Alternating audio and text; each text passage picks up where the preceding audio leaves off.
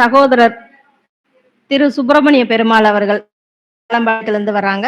வாழை வளர்க்கும் ஈவு நிலை நட்சத்திரமும் பரிகார முறைகளும். நல்லா ஹெட்டிங்க நோட் பண்ணிக்கோங்க. அவர் ஒரு வித்தியாசமான டேட்டிங் கொடுத்திருக்காரு. வாழை வளமாக்கும் தெய்வ நிலை நட்சத்திரமும் பரிகார நிலைகளும்.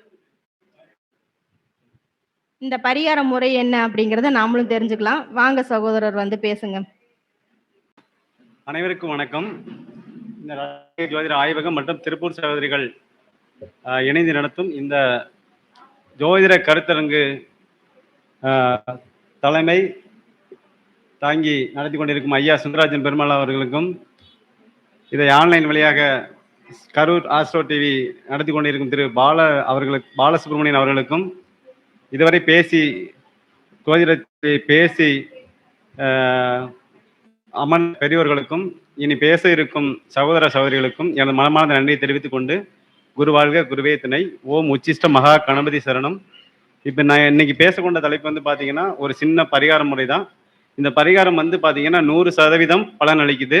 இதை நீங்கள் பயிற்சி பண்ணி பார்க்க கண்டிப்பாக உங்கள் வாழ்க்கை வளமாக்கும் அப்படிங்கிறதுல நான் 100% உண்மையை சொல்லுவேன். சரிங்களா? ஒருத்தர் வந்து பார்த்தீங்கன்னா நாம் பிறந்த இந்த பிறப்புக்கும் முன் பிறப்புக்கும் இனி வருகிற பிறப்புக்கும் ஒவ்வொரு மரம், மலர், தெய்வ வழிபாடு இதெல்லாம் ஒன்று சொல்லுவாங்க. நாம் முற்பிறவியில் செய்த புண்ணியங்களுக்கு நம்ம பிறந்த நட்சத்திரம் வந்து முன் நட்சத்திரம் தான் நம்ம முற்பிறவியில் பிறந்த நட்சத்திரம், அடுத்த நட்சத்திரம் அடுத்த பிறவியில் வரப்போகுது அப்படின்னு நிறைய பேர் சொல்லியிருக்காங்க. அது எந்த அளவுக்கு உண்மை அப்படிங்கிறது பயிற்சி பண்ணி பார்த்த பெரியவர்கள் சொன்ன வழிமுறையில் 100% உண்மையாக இருக்குது. இப்போ நாம் ஒரு நட்சத்திரம் அஸ்வினி நட்சத்திரத்தில் பிறந்திருந்தோம்னா நமக்கு அடுத்தபடியாக இதுக்கு முன்னாடி இருக்கிற 27வது நட்சத்திரமான ரேவதி நட்சத்திரம் தான் நம்ம வாழ்வை வளமாக்கும் நட்சத்திரம். இந்த நட்சத்திரம் தான் நம்ம வாழ்வை எப்படி வளமாக்குது அப்படிங்கிறத பற்றி நாம் ஒரு சின்ன நிகழ்வு தான் இதை பற்றி பார்ப்போம். ஒவ்வொருத்தருக்கும் ஒவ்வொரு நட்சத்திரம் எப்படி மிக முக்கியமானதாக இருக்கோ அதே போல் இந்த 27வது நட்சத்திரம் வந்து ஒருத்தர் வாழ்வை வளமாக்கும் அப்படிங்கிறதுல 100% உண்மை.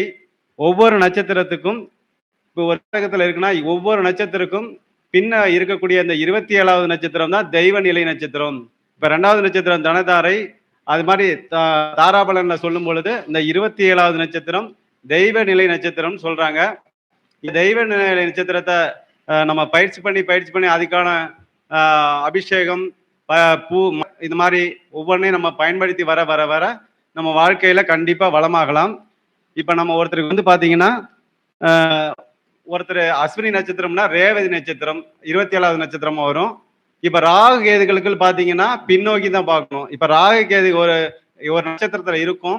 எந்தெந்த நட்சத்திரத்துல இருக்குதோ அந்த நட்சத்திரத்துக்கு 27வது நட்சத்திரத்தை நீங்க ராகு கேதுனா அது பின்னோக்கி போன கிரகம்.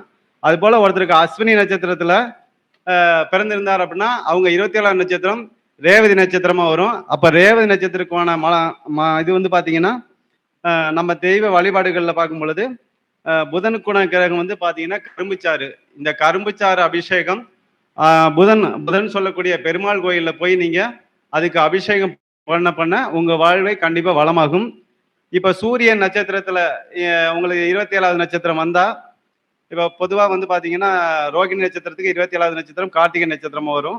அப்ப இந்த போல இது சூரியனோட நட்சத்திரமா இருந்து 27வது நட்சத்திரம் வந்து உங்களுக்கு வந்து சூரிய நட்சத்திரமாக வந்தால் நீங்க அந்த கோயிலுக்கு பாத்தீங்கன்னா தேன் அபிஷேகம் செய்து அடிக்கடி செய்து வர உங்கள் வாழ்வு வளமாகும்.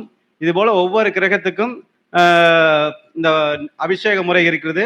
இப்ப சந்திரன் என்றால் சுத்தமான நீர், அதாவது ஃபில்டர் வாட்டர் கூட கொடுக்கலாம், அல்லது வந்து சுத்தமான நீர் கொடுக்கறது, அபிஷேகத்துக்கு கொடுக்கறது சிறப்பா இருக்கும். அடுத்து செவ்வாயாக இருந்தால் பால் அபிஷேகம் கொடுக்கலாம். அடிக்கடி பால் அபிஷேகம் பண்ணிட்டு வர உங்க வாழ்வு கண்டிப்பா வளமாகும். அடுத்து புதனாக இருந்தால் கரும்புச்சாறு அபிஷேகம் பண்ண உங்களுக்கு வாழ்வு வளமாகும். அடுத்து வந்து பாத்தீங்கன்னா குரு நட்சத்திரம் உங்களுக்கு 27வது நட்சத்திரமா வந்துச்சுன்னா உங்களுக்கு வந்து பாத்தீங்கன்னா நெய் அபிஷேகம், நெய் விளக்கு போடலாம், இல்ல நெய் அபிஷேகம் பண்ணலாம். நிறைய கோயில்ல பண்ணிட்டு இருக்கிறாங்க, அது மாதிரி நீங்க செய்யலாம்.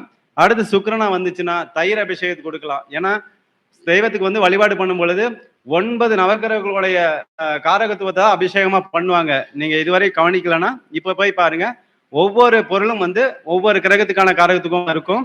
அது போல இது பாத்தீங்கன்னா சனி உங்களுக்கு 27வது நட்சத்திரமாக வந்தால் இளநீர் அபிஷேகம் பண்ண இந்த கோயிலுக்கு செய்து வர உங்களுக்கு வாழ்வு கண்டிப்பா வளமாகும். பணத்துல இருக்க தடை, தொழில இருக்க தடை, இது மாதிரி உடல் சார்ந்த எலும்புகள் உள்ள வடை எல்லாமே வந்து மாறும்.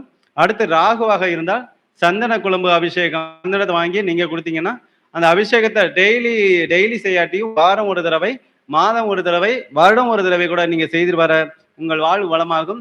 இதே கேது நட்சத்திரமாக இருந்தாக வில்வ இலை வாங்கி ஒரு குடத்துல ஒரு வில்வ குடத்துல போட்டு ஒரு 2 மணி நேரம் கழிச்சு அந்த வில்வ இலையோடு இருக்கிற அந்த நீரை வந்து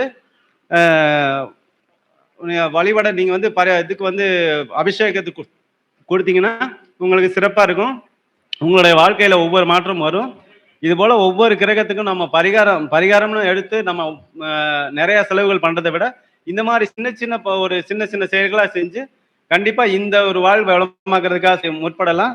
இதே சமயத்துல இந்த ஒவ்வொரு கிரகத்துக்கும் அஸ்வினி நட்சத்திரம் அப்படின்னா ஒரு பூ இருக்கும்.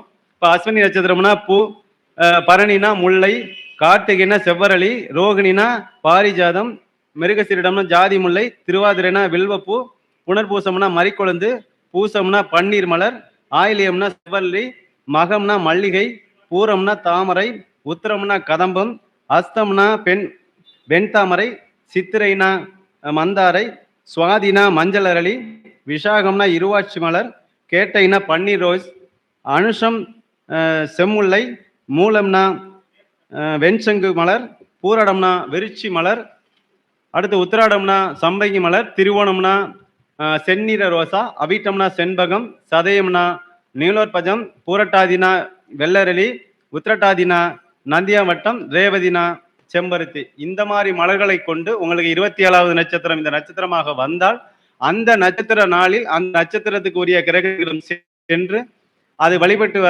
வர உங்கள் வாழ்க்கை வளமாகும் என்பதில் 100% உண்மை. மேலும் தகவல் ஏதாவது தேவைப்பட்டால் நான் சுப்பிரமணிய பெருமாள், திருப்பூர். எனது நம்பர் 91 436 80 888.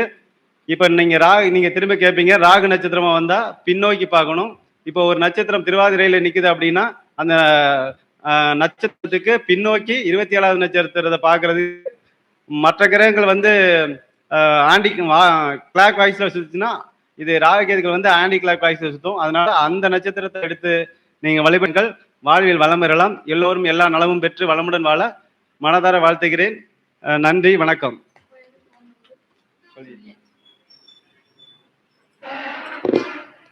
சகோதரர் அவர்களுக்கு மிக்க நன்றி. திருப்பூர் சகோதரிகள் சார்பாக அவருக்கு சிறப்பு செய்யப்படுகிறது.